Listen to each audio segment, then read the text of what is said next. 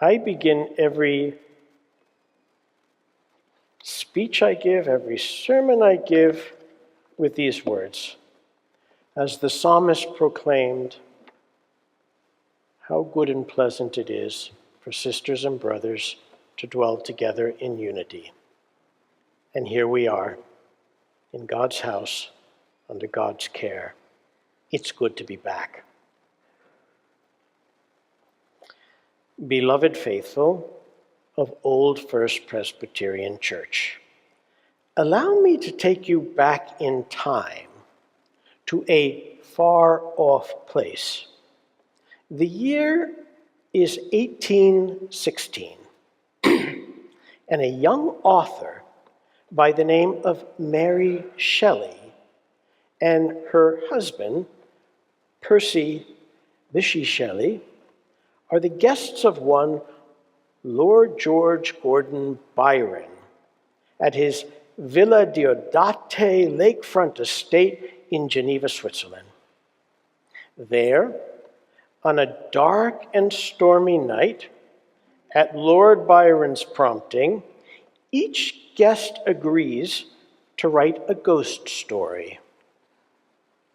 After great thought, Mary Shelley was inspired to write Frankenstein. After imagining a scientist who created life and was horrified by what he had made. She wrote in conflicting times. The early 19th century saw rapid scientific progress, particularly in electricity and in anatomy, inspiring themes of creation and responsibility.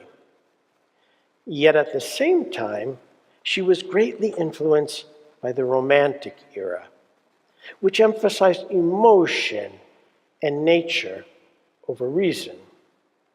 The Industrial Revolution raised questions about humanity's relationship with technology and nature, central to the novel's conflict. Philosophically, the Enlightenment's focus on reason and the emerging ideas of existentialism influenced her themes of isolation and humanity.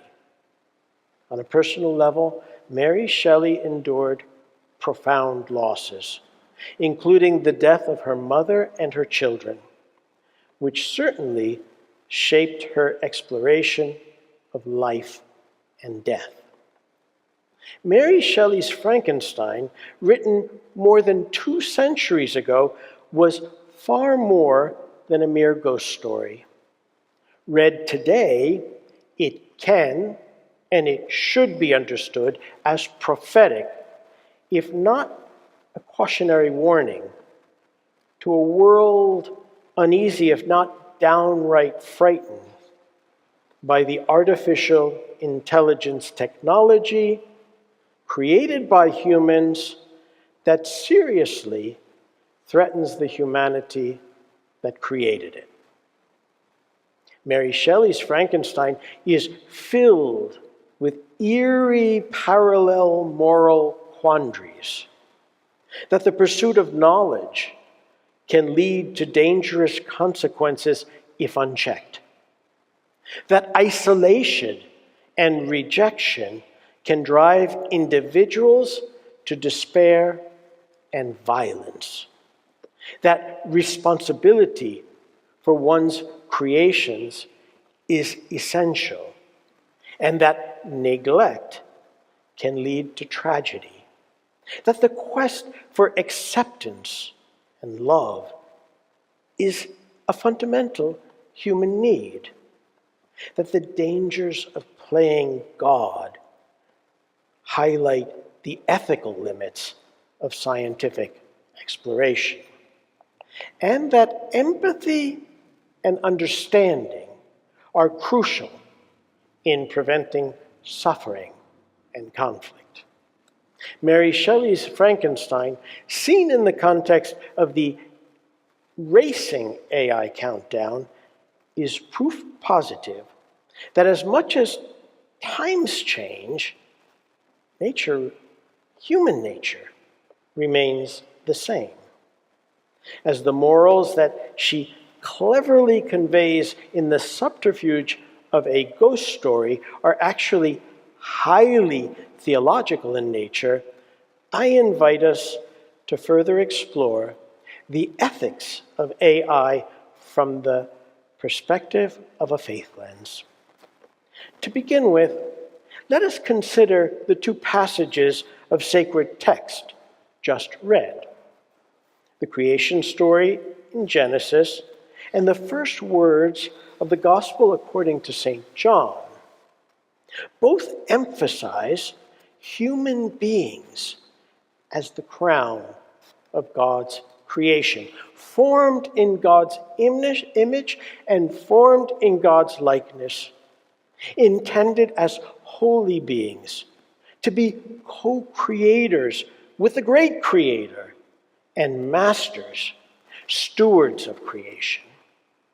Implicit in these passages are the truths that human beings possess an integrity that no technology, however advanced, can or should ever replace or be a substitute. That humans create technology and by design are called to be its master and not the other way around. Amplifying these fundamental theological truths are the voices of religious leaders around the globe, whose attention to AI technology has placed it squarely as the dominant issue, if not threat, of our time. It is this lane, no, the responsibility of faith leaders to hold up a mirror to society and with conviction and a prophetic voice to critique, remind, and with a moral compass, guide society to be its best self, as the Creator intended. To do less would be to abdicate our ministerial calling. Most prominently, Pope Leo XIV elected to make AI the theme of his first major encyclical, issued on May 25th of this year, entitled Magnifica Humanitas, on safeguarding the human person in the time of artificial intelligence. His prologue reads thus: humanity, created by God in all of its grandeur, is today facing a pivotal choice, either to construct a new Tower of Babel or to build the city in which God and humanity dwell together. What follows is a treatise on the nature of humanity and its relationship to what it creates. More specifically, he emphasizes the ethical implications of artificial intelligence, calling for a human-centered approach to technology and its development, highlighting the importance of safeguarding human dignity, encouraging collaboration among nations for responsible AI use, advocating for transparency and accountability in AI systems, and stressing the need for education and awareness about AI's impact. No doubt the words and gravitas of a religious leader of Pope Leo's stature would and should command the attention both of world leaders and tech titans. And he's not alone.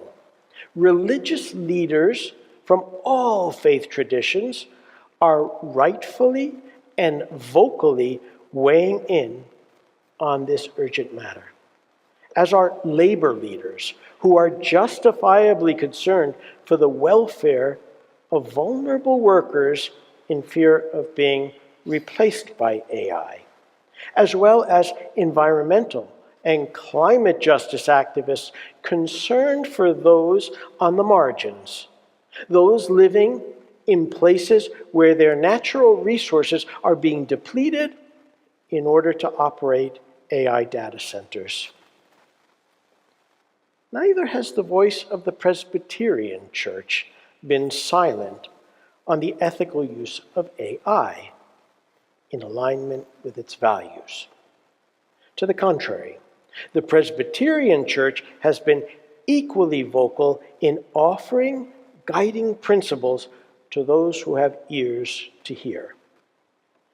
More specifically, its advocacy and gift to this conversation has been the call to ensure AI promotes human dignity and respects individual rights, prioritizes transparency in AI algorithms and decision-making processes, advocates for fairness and equity to prevent bias in AI applications, encourages accountability for AI outcomes and their societal impacts, promotes the responsible use of AI in service to the community and the common good, and engages in ongoing dialogue about the moral implications of AI technology. Earlier in these remarks, it was noted that sacred text not only acknowledges, but celebrates humanity's call to be co-creators with God. As evidenced by the technological advances in every generation, humanity has never been shy to take up the mantle to innovate, but rather has done so with great zeal. Like many of you, I have seen the rotary dial telephone and black and white televisions encased in furniture consoles replaced by state-of-the-art iPhones and wireless razor-thin 120-inch home theater screens. The World Book and Encyclopedia Britannica replaced the internet, and that incredible cartoon life of the Jetsons actualized in our day-to-day life today. Who ever thought we would be able to talk to multiple people anywhere on a screen, be taken to places in driverless cars, see and share photographs without sending film to the pharmacy to be developed, or instantly send and receive mail at a lightning speed without stationery or affixing postage stamps? Yes, we have made incredible technological advances.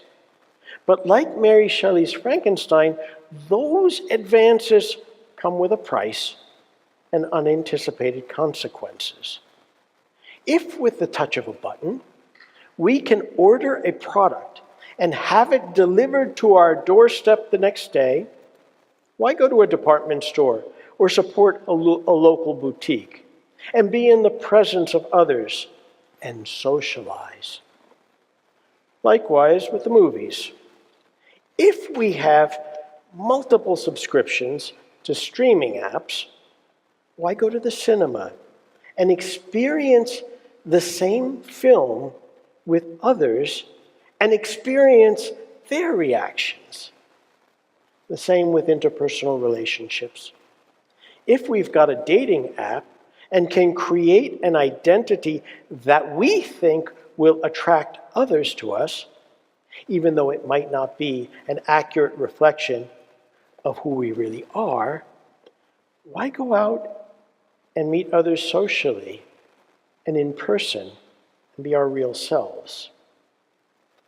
With infinite reels to entertain, by just the swipe of a finger on an iPhone, why pick up a good book or engage in volunteer work when we can spend countless hours what they call doom scrolling.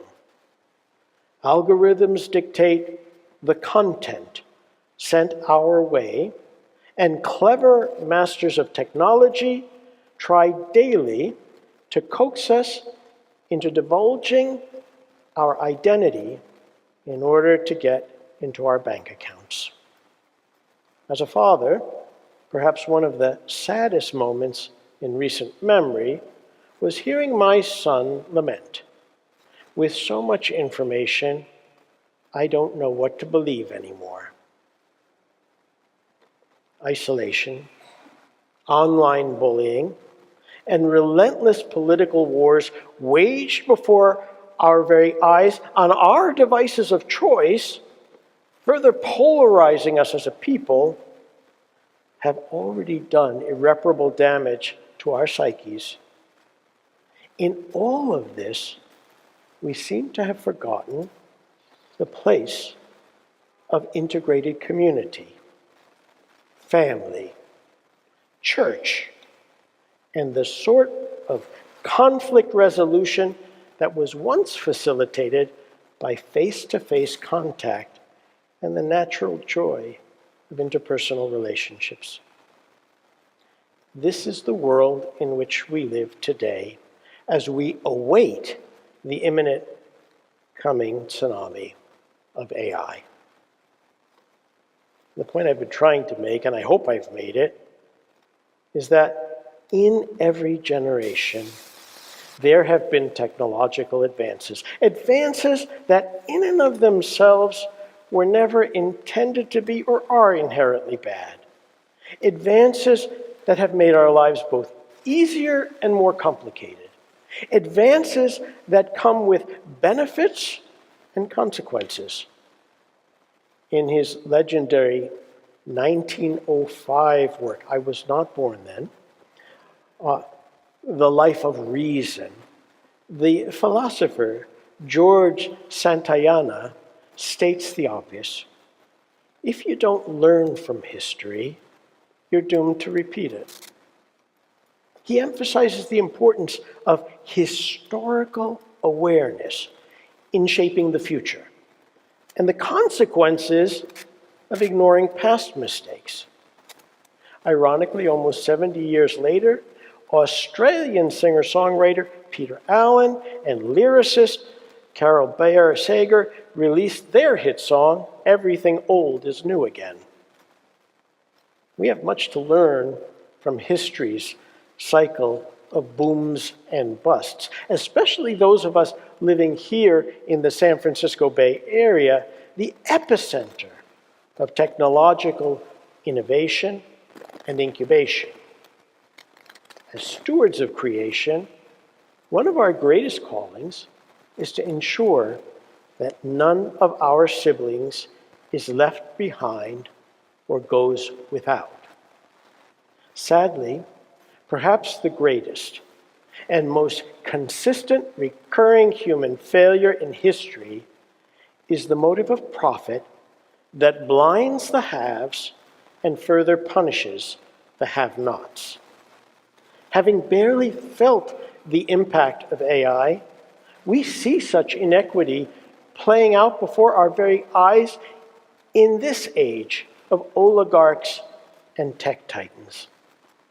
The prosperity of these is inflating in Malthusian proportions, while the 99% struggle to put food on the table, gas in their cars, obtain, no less pay for, the insurance to keep themselves and their families healthy.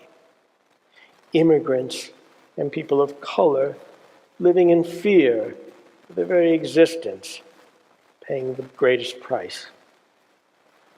If this is the case now, imagine the dehumanizing, profit-motivated consequences on the have-nots should AI, as is seriously predicted, become our new reality. At the risk of further raising your levels of anxiety, allow me to enumerate those of the greatest concern. To begin with, the acceleration of disinformation, and cyber threats that could and would manifest in deep fakes. That is, manipulating biometric media to impersonate leaders and rig elections. Sound familiar? Automated phishing that would generate hyper-personalized scams at a massive scale. And malware generation, writing adaptive code to breach critical infrastructure. Then on to the disrupting workforce and economic systems, meaning job displacement, replacing human labor in cognitive and creative industries, wealth concentration, funneling profits exclusively to tech monopolies, controlling infrastructure and market flashes, triggering algorithmic crashes via automated financial trading bots. Further alarming, and hitting closer to home, is the prospect of compromising privacy and civil liberties.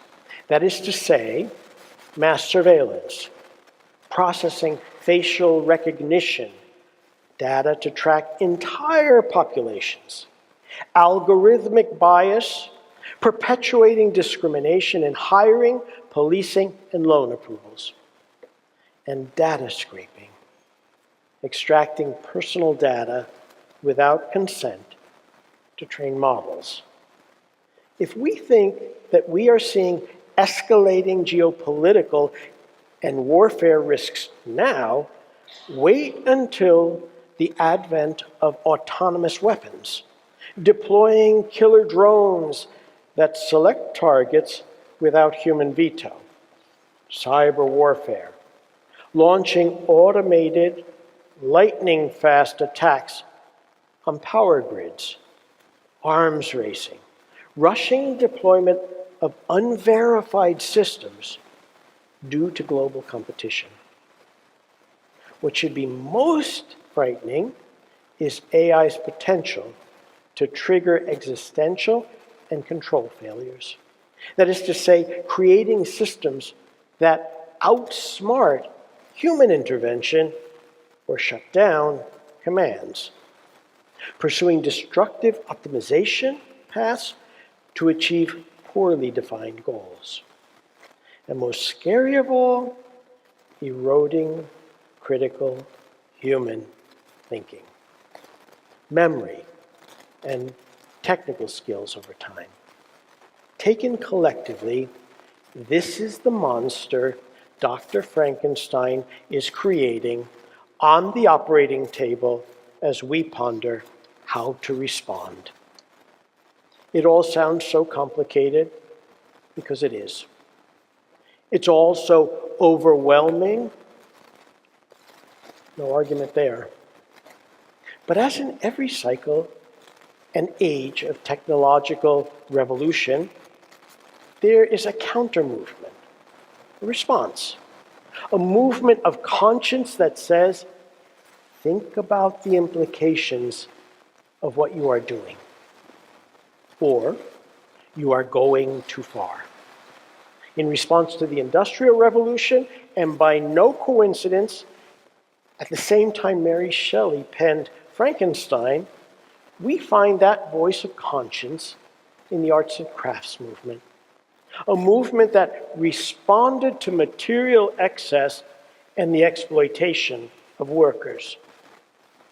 Such voices are never more needed than at the present to restrain the Dr. Frankensteins of this age from creating unfettered monsters that threaten to enslave humanity to the uncertainties of technological abuses.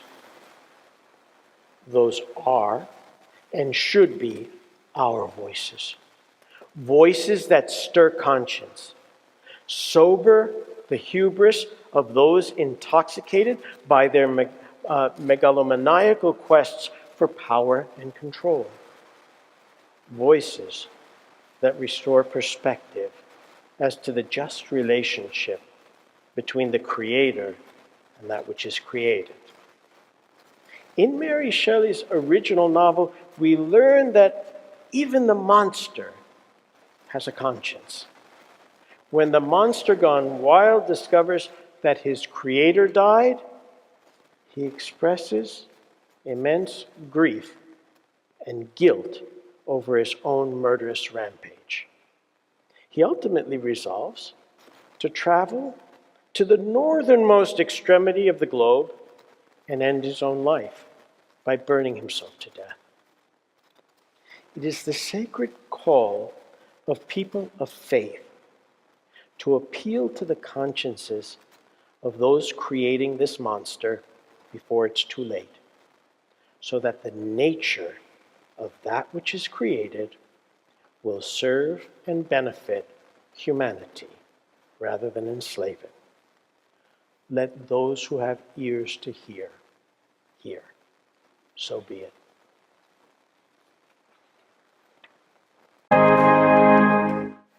Eternal wisdom, source of all creation, we give thanks for the ingenuity you have placed within human minds to forge new frontiers. As we step into the age of artificial intelligence, we ask for your guiding light. Grant the architects of these technologies the wisdom to build systems grounded in truth, fairness, and transparency. Protect us from bias and harm, and help us use these powerful tools to uplift the vulnerable and protect the unrepeatable dignity of every human being. May our algorithms never replace our empathy, and may our machines never override our conscience. As we depart, may the Lord bless us with the courage to be ethical stewards of our own creations. May we remember that while knowledge may be coded, true wisdom, love, and grace are found only in you. Go forth now with grace and steadfast spirit. Amen.